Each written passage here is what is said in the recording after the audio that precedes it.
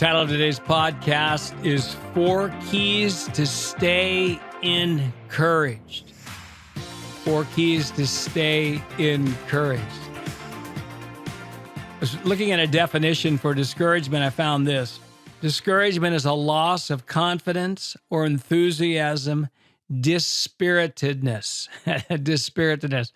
It's a loss of confidence or enthusiasm, dispiritedness. You know, we've just started our mentorship here, the 4-month mentorship that I'm doing on leadership, the 8 pillars of leadership. And the first pillar is inspiring and leading ourselves, inspiring and leading ourselves. And so this whole area of learning how to encourage ourselves is such an important quality in life. It's a skill set. It's a skill set that I believe will serve us well. David encouraged himself in the Lord in 1 Samuel 30, verse 6. And I know my own journey of battling discouragement, and we all battle discouragement. It's a loss of courage. It's a loss of strength. And I remember as a younger leader and that I would be discouraged all the time, seemingly. And as a young pastor, especially on Mondays, I would be discouraged. And I felt like the Lord said to me, Steve, you are the common denominator in all of this discouragement. All the situations are different, but you are always involved. And he said, your discouragement is a bigger problem than what you're discouraged about. There's always going to be reasons to be discouraged. We all have reasons where we feel like we're a victim, we're at a disadvantage, where things are happening slower than we think, or there's disappointments in areas that were surprising. I teach a lot on mindsets and strongholds. And in the Old Covenant, they had literal giants in the Old Testament that were standing in the promised land to be defeated. In the New Covenant, the giants to defeated our mindsets. Discouragement is one of them. Victim mindset's another. Disappointment. Shame, unworthiness, insecurity, fear, pessimism. But discouragement is something that seems to be at the root, or it's a fruit, it's a symptom of pretty much all of them. It says in Isaiah 35, verse 4, it says, say to those who are fearful-hearted, be strong, fear not, your God will come. And I want to just say to you, whether you're battling discouragement big time as listening to this, or you are doing well and you want to go to another level in staying encouraged. This message is for all of you.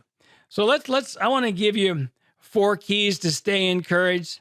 Number 1 is to stir up thanksgiving. Number 2 is to renew your mind with what is true. Number 3 is attach faith to who you are and what you're doing. And number 4 is to encourage others. And I say, listen with your spirit, not just your mind. Listen for the aha moments in this message. So the first key to stay encouraged is to stir up thanksgiving. Psalm 100 says, we enter his gates with thanksgiving. A gate represents an entry point from one place to another place, from one dimension to another. And if we feel stuck in life, if we feel like we're not moving forward, or we're just repeating the same things, thanksgiving causes us to move through gateways into new areas, into new dimensions of life. Anytime we increase our thanksgiving to God and to people, it is a powerful thing to get us unstuck, but it's also a key to stay encouraged. Pretty much for everybody listening right now, 95% of the people in the world would love to trade places with you. Would love to trade places with you. You have more going for you than going against you. And so just counting your blessings, naming them one by one, we'll be surprised to see what God has done. So we stir up Thanksgiving. I use the phrase stir it up. Scripture says stir up the gifts that are in you. And this is something that as we just take our eyes and look at what we're grateful for, start with simple things. Start with our health. Start with our house. Start with the people in our lives. Start with Jesus, and he died for us, and that we have eternal life, which is not a small thing, to say the least. We thank God for past victories. We focus on what he did in the past. It'll keep us encouraged. David, when he was attacking Goliath, he said, I've killed the lion and the bear. He stirred up his past victories. Think about testimonies in your life, and then celebrate progress. Celebrate the things that you're doing well in your life. That thank the Lord for those things. Number 2 is renew your mind with what is true. If we're going to stay encouraged, we renew our mind with what is true. Bill Johnson, senior leader here at Bethel Church in Redding, California, he talks frequently about how he had, and I'm sure he still has them, 3x5 cards. Maybe they're on his phone right now, but he had 3x5 cards that would have prophetic words for him, and he would just keep them by his bed, and he would rehearse those. It would keep him encouraged. It would keep him focused on the bigger purpose, upon the bigger plans, the future that the Lord had for him. And certainly we recognize that believing truth, Jesus said the truth will make you free. We first get free in our emotions, then we get free in our circumstances. And truth is what is going to help us stay encouraged. If we're believing lies, if we're renewing our mind with lies, and I used to renew my mind only with my feelings and past experience, and I would just keep repeating things. Believing lies restricts us emotionally and then restricts us in our experience. So we believe truth. If we want a different emotion, we need a different belief. We can't just fight emotions. We need to fight the belief systems creating the emotions. Number 3, key to stay encouraged is to attach faith to who you are and what you are doing. So much of our tiredness is spiritual, not physical. So much of our tiredness comes because we're doing what we're doing out of duty and obligation, or we're doing what we're doing in doubt or passivity rather than attaching faith. Attaching faith to what we're doing will give us energy, will give us cheerfulness, will give us power. And to stay encouraged, to increase our encouragement as we begin to look at our lives and we begin to believe what we're doing is significant. Nehemiah was building the wall in the book of Nehemiah in chapter 6. His enemies said, hey, let's meet in the valley of Ono. And Nehemiah said this, why should I come down to you, for I am doing a great work? Why don't you just say it, I am doing a great work. Say it again with me. I am doing a great work. Those who believe they're doing great works are doing great works. That's the way it works. The Lord said, Steve, instead of waiting to do something great, why don't you attach great faith to what you're doing right now, and it will become great. Paul said in 1 Corinthians 3:6, he said, I planted, Apollos watered, and God gave the increase. And just having faith, if you're in a season of planting or a season of watering in your own life or in relationships, in other people, believing that what you're doing is significant. And I just see, even right now through this podcast, the grace to believe what you're doing is significant like never before. Without a vision, the people perish. Without the belief that what we're doing is important and we're being raised up for greater things, we perish. We become discouraged. We become, we have a lack of energy. And then lastly, we encourage others. A key to stay encouraged is to encourage others. Luke 6:38 says, give and it will be given to you. And the context of that verse is not about finances, even though it relates to finances. The context in the verses before says, condemn not and you will not be condemned. Forgive and you will be forgiven. Give and it will be given to you. Press down, good measure, for the measure you use, be measured back to you. And so we recognize that whatever we need, we give away. We need friends, we give away friendship. We want someone to be a spiritual father or mother to us. We give away spiritual father and motherhood to others. We start doing that. We need finances, we give finances away. We need encouragement, we give encouragement away. And I know you have some of the times when I've been the most discouraged, Lord, encourage them. Lord, I don't feel like it. And yet something happens. I love Levi Hugg. He served on my team, just a great leader in the kingdom. And he shares about going on an encouragement rampage where he was just in worship one day and in ministry school, and he just decided to go encourage everybody. He got so encouraged, he just overflowed with encouragement. He gets home, he knocks on the neighbor's door and encourages them. Something happens when we encourage others. We give and it will be given to us.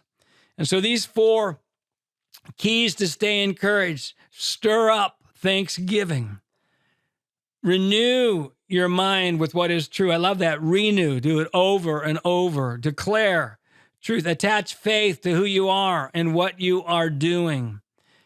Attach faith to planting and watering, and encourage others. Galatians 6:9 says, do not grow weary in well-doing, for you will reap a harvest if you faint not. Do not be weary in well-doing, for you will reap a harvest if you faint not. And wherever you are at on the encouragement scale, whether you're battling great discouragement or you are walking in encouragement, I see you're going to go to the next level. We need encouragers. The first thing I have in my bio, Steve Backlund is an encourager. I'd rather be known as an encourager than an intergalactic apostle. Encouragement is one of the greatest gifts. And as we learn to encourage ourselves, then we are going to have the keys to learn how to encourage other people, because everybody else battles the same things you battle. And encouragement is a giant to be defeated. And I say this: when feelings of discouragement come upon you, get excited. Get excited, because you got resistance in the spirit realm. You've got resistance. You only get muscle by pushing against resistance. And you are a high-level encourager, and God is going to give you creative ideas of how to encourage other people and cause them to become what they never thought they could become. Hey, thanks so much for listening to this podcast. If you like these podcasts, why don't you tell somebody else about them, send them the links so that they can get ignited in hope. And we are here to ignite your hope. There's no hopeless circumstances. There's just people who do not have hope. And once people get true hope, circumstances cannot stay the same. Our hope level determines our influence level, and he who has the most hope has the most influence. It's very difficult to influence that which we do not have hope for, whether it's ourselves, a family member, a nation, our finances, whatever. Our hopelessness about a problem is almost always a bigger problem than the problem. Hope is the belief that the future will be better than the present, and I have the power to help make it so. Hope is an overall optimistic attitude about the future based on the goodness and promises of God. Hope is what makes our faith healthy. And remember, too, the joy of the Lord is your strength. That's literal. And a merry heart is good like medicine. We don't need strength at the end of the battle. We need strength in the middle of the battle. For pretty much everybody listening today, today's just not a good day to walk in radical joy. Joy in a more convenient season, I will call for you. Now, listen, I've never found where it's convenient to walk in joy. There's always a reason why today's just seemingly not a good day. There's too much uncertainty. I'm a little apprehensive about this conversation I'm going to have. I had some disappointments in life. I'm disappointed with me. I wish I was doing better in that area. There's always a reason, but I need strength now. You need strength now, and we stir up joy. We've already talked about encouraging ourselves through stirring up thanksgiving, which is a gateway. We enter his gates with thanksgiving, and thanksgiving, which is a gateway to so many things, is a gateway to joy. We focus more on what we have than what we appear to not have. And then we also stir up our joy by delighting in the Lord. Psalm 37, verse 4 says, "Delight yourself in the Lord, and he will give you the desires of your heart." He will give you the desires of your heart. And the delighter is delighting with unfulfilled desires. He or she is delighting with outcomes that he or she's believing for that haven't happened, prayers that haven't manifested, just disappointments within life. But it's the delighting that is creating the breakthrough for the desire to be realized. It's like, woohoo, the delighter's mantra is, woohoo, Lord, I can't wait to see what you're going to do in this area of my life. I'm so excited to see what you're going to do in my family. I'm so excited to see what you're going to do in this person's life. I'm so excited to see what you're going to do in my finances, in my nation, in my influence. I'm so excited to see how you're going to help me write that book. I'm so excited to see how you're going to lead me into this next season of transition and how you're going to tell me what to do. Yes, it is the opposite of the spirit of heaviness, the delighter. And that's what hope people have, because hope people believe they have many options. They don't know. Faith says this is going to happen. Hope says, I don't know what's going to happen, but I know good things are coming. The psalmist said in Psalm 27, I would have lost heart unless I would have believed that I would see the goodness of the Lord in the land of the living. Would have lost heart. That's discouragement. I would have become discouraged unless I would have believed. Hey, we're just started our mentorships. I mentioned with me and Wendy's doing a separate mentorship. They are coming up. I mean, they're happening. And we're still able, just for a few more days, you're able to sign up if you would like to do that. And then we're doing our marriage conference. It's here. It's a marriage retreat in Redding, California. That is going to be in November. Let me just get the dates for you exactly. Yes. It's November 17th and 18th here in Redding, our marriage retreat. It's going to be so good. Hey, before I close, let me just share a couple things I'm hearing as I pray over the Igniting Hope podcast listeners. I'm hearing that the Gospel of John is a key book in this hour, especially chapters 4 chapters 8, chapters 15, and chapter 21. 4, 8, 15, and chapters 21. And also I'm just hearing that doors are opening into the sports field even more for people, that coaches, cheerleading coaches, umpires in baseball,